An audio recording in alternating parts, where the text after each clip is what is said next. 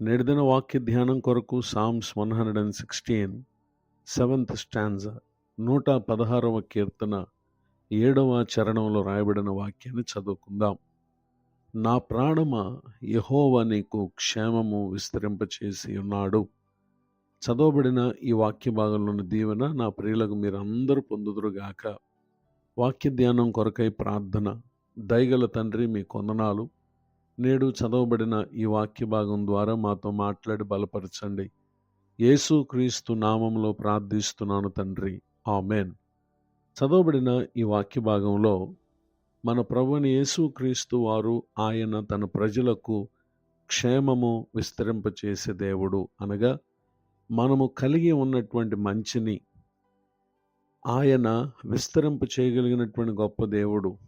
కీర్తనాకారుడు తన మొర్రను, తన విన్నపములను ప్రభు ఆలకించారని, అంత మాత్రమే కాక మరణబంధములు తను చుట్టుకుని ఉన్నప్పుడు, పాతాళ వేదనలు తను పట్టుకుని ఉన్నప్పుడు, శ్రమ దుఃఖము తను కలిగినప్పుడు ప్రభు సన్నిధిలో తన ప్రాణమును విడిపించమని ప్రభువుకు మొరపెట్టగా, దేవుడు దయాళుడై, నీతిమంతుడై, వాత్సల్యత కలిగినటువంటి దేవుడై, సాధువులను కాపాడు దేవుడై, కృంగి ఉండగా తనను రక్షించినటువంటి ఈ సంగతులన్నీ జ్ఞాపకం చేసుకుంటూ తన ప్రాణంతో భక్తుడు చెప్తున్న మాట, యెహోవా నీకు క్షేమము విస్తరింపచేసి ఉన్నాడు. నిజమే, మానవ జీవితంలో మంచిని మనకుగా మనం దానిని పొందలేం.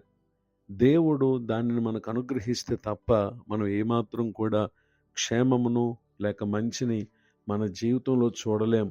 అందుకని కీర్తనకారుడు సామ్ 16 సెకండ్ స్టాంజా 16వ కీర్తన 2వ చరణంలో, నీవే ప్రభుడవు, నీకంటే నాకు క్షేమాధారం ఏదీ లేదని యెహోవాతో నేను మనవి చేయుదును అని ఇక్కడ పలుకుటను మనం గమనించగలం. నిజమే, ప్రభువారే క్షేమానికి ఆధారము అనేటటువంటి విషయాన్ని దేవుని యొక్క వాక్యం మనకు తెలియజేస్తూ ఉంది. అయితే ఆయన అనుగ్రహించు మంచిని మన జీవితంలో మనం పొందాలి అని అంటే, నాడు మోషే ద్వారా ప్రభువారు ఇశ్రాయేలు ప్రజలకు తెలియపరిచినటువంటి మాటలు మనం పరిశీలన చేస్తే, జియోట్రానమీ చాప్టర్ 5 వర్స్ 29, ద్వితీయోపదేశ కాండము 5వ అధ్యాయము 29వ వచనంలో, వారికిని వారి సంతానమునకును నిత్యమును క్షేమము కలుగునట్లు వారు నాయందు భయభక్తులు కలిగి నా ఆజ్ఞలన్నిటిని అనుసరించు మనసు వారికి ఉండిన మేలు.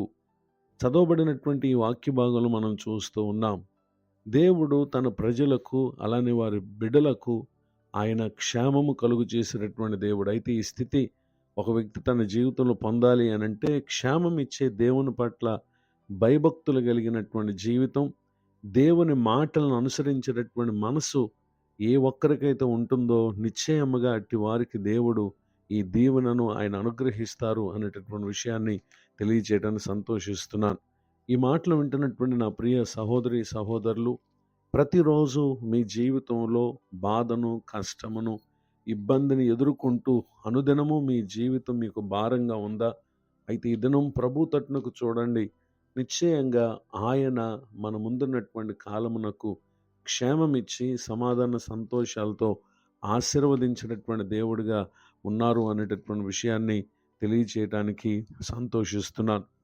Book of Job chapter 36 verse 11, యోబు గ్రంథం 36 అధ్యాయం 11వ వచనంలో కూడా, వారు ఆలకించి ఆయనను సేవించిన ఎడల తమ దినములను క్షేమముగాను తమ సంవత్సరములను సుఖముగాను వెళ్ళబుచ్చెదరు అని ఇక్కడ తెలియపరచటం మనం గమనించగలం. కనుక దేవుని మాటలు వేటినైతే మనం విన్నామో వాటిని మన జీవితమందు మనము అనుసరించి ఆ దేవునిని మనము సేవించిన ఎడల, భయభక్తులు కలిగి ఉన్న ఎడల మన దినములను క్షేమముగా వెళ్ళబుచ్చుటని ప్రభు సహాయం చేస్తారు. ఇటు గొప్ప కృపకు నా ప్రియులకు మీరు పాత్రులు కావాలని హృదయపూర్వకంగా కోరుతూ ఈ మాటలు ముగిస్తున్నాను. ప్రార్థన. దయగల తండ్రి, మీ కొందనాలు. నేడు విన్న ఈ మాటల ద్వారా మమ్మల్ని మీరు బలపరిచినందుకు స్తోత్రం. పరిచయలో ఉన్న దైవ సేవకులను, వారి కుటుంబాన్ని దీవించండి. నేడు నూతన సంవత్సర దయాకిరీటాన్ని పొందిన మా ప్రియులను ఆశీర్వదించండి. ముందున్న కాలమంతా మీ ద్వారా కలుగు క్షేమము పొంది నిత్యము నీ రాజ్యమందు మీరు అనుగ్రహించే ఉన్నతమైనటువంటి దీవెనలు పొందటానికి సహాయం చేయండి. యేసు క్రీస్తు నామములో ప్రార్థిస్తున్నాను తండ్రి, ఆమెన్. తండ్రి, కుమార, పరిశుద్ధాత్మ దేవుడితోనే నడిపించునుగాక, ఆమెన్. నేడు విన్న ఈ మాటలు మీకు ఆశీర్వాదకరంగా ఉన్నాయా?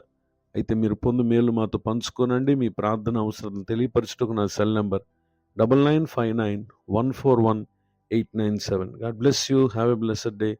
ఇట్లు మీ సహోదరుడు పాస్టర్ విలియం బూత్.